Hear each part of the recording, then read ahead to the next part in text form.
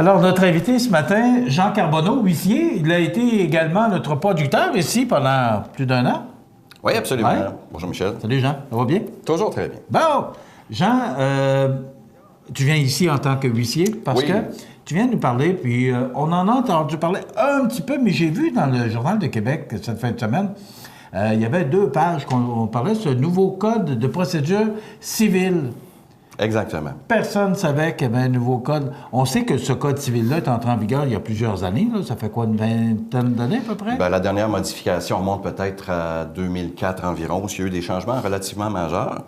Mais en 2014, le gouvernement Charest a fait un avant-projet de loi qui a été étudié par après en commission parlementaire. Ça a suivi toutes les modifications pertinentes sous le gouvernement du Parti québécois. Puis il a été mis en vigueur au mois de septembre dernier par la publication dans la Gazette officielle du projet de loi qui est maintenant en vigueur depuis le 1er janvier. Bon. Donc, explique-nous ce que ça veut dire que ce nouveau code de procédure civile. Ça change quoi pour toi, qui es huissier, ou ça change quoi pour la population qui nous écoute? Bien, en fait, c'est que il y a beaucoup de personnes qui vont se tromper. Ils vont dire le code civil, le code de procédure civile. Il y a une différence entre les deux. Nous, c'est vraiment le code de procédure civile.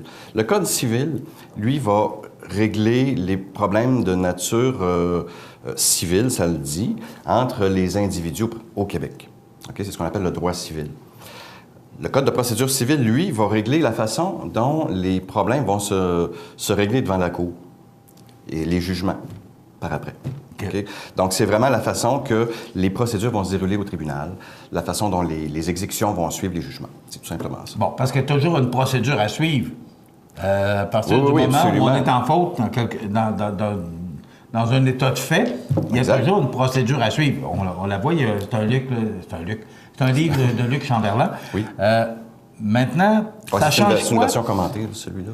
Ça change quoi? Parce que c'est plus à ton niveau à toi que ça change quelque chose. Nous, pour la population, il y a une nouvelle procédure à suivre, mais c'est plus au niveau de la justice ou du ministère de la Justice ou du huissier que ça change. Les grosses modifications apparaissent au niveau de l'exécution des jugements. Bon. Explique-nous un peu, là. Auparavant, avant l'entrevue, tu me parlais d'un bref de saisie, là. Oui. Bon, c'est quoi un bref de saisie? Bien, c'était, parce que maintenant, il faut parler de ça au passé, c'est un document qui n'existe plus. Okay. Donc, le bref de saisie, c'était le document qui était émis par le greffier, qui enjoignait à l'époque soit un huissier ou soit le shérif, tout dépendant. Donc, c'est un avis qu'on allait porter à la personne pour lui dire qu'un de ses biens meubles ou propriétés serait saisi prochainement. Non, en fait, c'était l'ordonnance qui s'adressait à l'huissier ou au shérif d'exécuter sur les biens meubles, les biens immeubles, le salaire ou un bien en possession d'un tiers. C'était vraiment l'ordonnance qui ordonnait à l'huissier d'exécuter le jugement. Maintenant, c'est quoi? Maintenant, c'est remplacé par ce qu'on appelle un avis d'exécution. Dans notre langage, on va maintenant appeler ça un AVEX, A-V-E-X, un avis d'exécution. Et c'est la gestion de l'exécution maintenant est entre les mains de l'huissier de justice. Auparavant, le propriétaire du jugement, donc soit le créancier ou son avocat, son procureur, pouvait rédiger l'acte qu'il désirait. Alors, ça pouvait être soit une saisie de biens meubles, une saisie de salaire, une saisie en main tierce auprès d'une banque ou d'une caisse, par exemple. Maintenant, c'est le créancier ou son avocat qui va donner des instructions à l'huissier, lui demandant, par exemple, ou lui enjoignant de saisir soit ses revenus, soit ses biens meubles, etc. Donc, ça donne plus de pouvoir au huissier. Oui, bien absolument. Maintenant, l'huissier a même l'autorisation, a même le droit de se présenter lui-même devant un juge, devant la cour, pour obtenir des ordonnances ou par exemple, pour faire une demande d'ouverture de porte ou peu importe la nature de sa demande. Il peut s'adresser lui-même au juge, alors qu'auparavant, il devait être représenté par l'avocat, normalement, qui s'occupait du dossier. En fait. Mais Jean, ça m'amène tout de suite, on se connaît très, très bien, là, depuis la nuit des temps. La nuit des temps, Jérusalem. On sait que tu n'as pas de formation comme avocat, mais là, tu peux maintenant te présenter devant le juge, parce que la formation que tu as, c'est huissier. Alors, Ouais, ben, pour toi, est-ce que ça prend une formation supplémentaire pour t'amener là? Parce que là, si tu as une cause à aller défendre devant un juge, explique-nous un peu comment ça fonctionne. L'huissier de justice n'a pas le pouvoir de représentation d'un individu non plus. Ça n'a pas changé. Mais il peut se présenter lui-même si, par exemple, je dois faire une demande pour un changement de gardien sur une saisie. Bien, auparavant, on appelait le client, bon, ça nous prend une requête pour faire un changement de gardien. Bien, maintenant, c'est plus le cas. Alors, moi-même, je peux, en discutant avec mon client, je dis, bon, ce serait peut-être opportun de demander un autre gardien judiciaire. Alors, je prépare moi-même la demande, je me présente devant le juge et je la présente. OK. Donc, c'est là. Tu n'as rien à défendre, si tu fais juste la présenter. Non, du tout. Je n'ai pas le droit de... Ça n'enlève pas la job aux avocats, ça change pas du rien. tout. La seule chose, c'est que maintenant, ils n'ont plus l'autorité pour émettre des avis d'exécution. C'est vraiment entre les mains de l'huissier de justice qui doit préparer ce document-là, en fait. OK. Donc, c'est un pouvoir accru au niveau des huissiers. Exactement. OK. Pourquoi on a fait ça? Bien, je pense que le but, c'était peut-être de faciliter Simplifier et faciliter l'approche de la justice auprès des justiciables, plus loin, monsieur, madame, tout le monde, en fait. Là. Certains vont dire que, par exemple, c'était pour désembourber les rôles des tribunaux.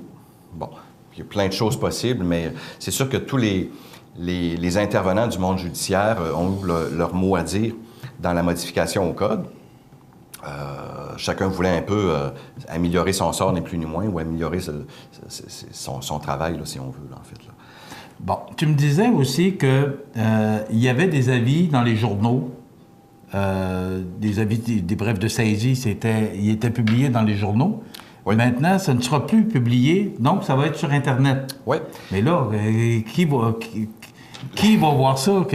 Bien, en fait, auparavant, on saisissait, par exemple, un véhicule suite à un jugement. Le véhicule, normalement, était vendu au lieu où il avait été saisi. Donc, ça pouvait être à la résidence de monsieur ou madame untel. Il y avait toujours un avis public qui devait paraître dans le journal au moins 10 jours avant la vente. Dans un journal circulant dans la localité. Oui, absolument. C'était édicté dans le code. Maintenant, ça n'existera plus. Alors, les personnes qui à chaque semaine regardent dans le journal, ils feuillettent le journal pour vérifier s'il y a des ventes en justice d'huissier, ça n'existera plus. Alors, c'est maintenant sur le registre des ventes du gouvernement du Québec, qui a été créé expressément pour les ventes sous contrôle de justice, maintenant qu'on appelle. Okay. Donc, ce ne sont plus des ventes d'huissier, ce sont des ventes sous contrôle de justice. Mais est-ce qu'on n'est pas moins informé avec cette nouvelle procédure-là? Parce que c'est pas tout le monde qui va aller solliciter le... Un des devoirs de l'huissier, c'est entre autres d'informer. Et c'est clairement indiqué dans le Code de procédure civile, dans le nouveau Code de procédure civile. Alors, un peu le but ce matin de l'opération, c'est ça ici, là.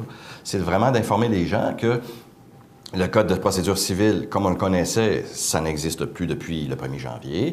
Maintenant, on appelle ça le nouveau Code de procédure civile. Il y a des mesures qui sont complètement changées, entre autres au niveau de la publication des avis de vente. Maintenant, ce sera dans le site Internet du gouvernement, qui est le www.registredesventes.gouv.qc.ca. Et il y a la possibilité sur ce site-là de s'enregistrer et de se faire envoyer des rappels.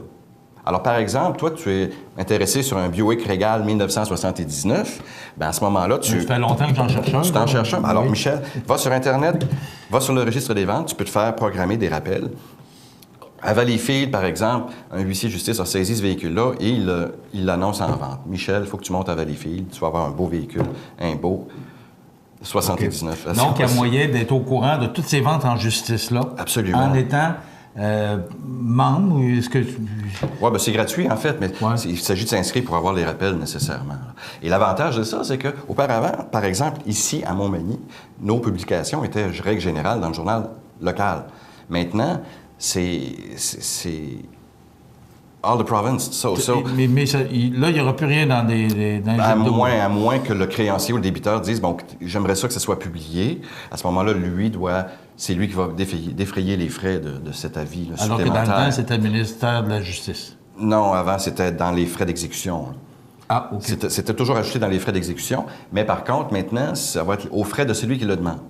Mais l'avis public va être sur le site Internet du registre des ventes, là, si on veut. Bon, Jean, excuse-moi, j'ai juste terminé là-dessus. Oui, rapidement. L'avantage, c'est que ça va être sur la province au complet. Donc, par exemple, auparavant, il y avait juste les gens de la localité ici qui savaient qu'il allait avoir une vente à tel endroit. Maintenant, ben, c'est partout au Québec. Tous ceux qui consultent le site sont au courant qu'il y a une vente, par exemple, à Montmagny. T'es huissier, ça va bien pour toi parce que tu connais bien ton métier. Pour nous, c'est plus difficile un peu. Si on veut avoir de l'information, on fait quoi?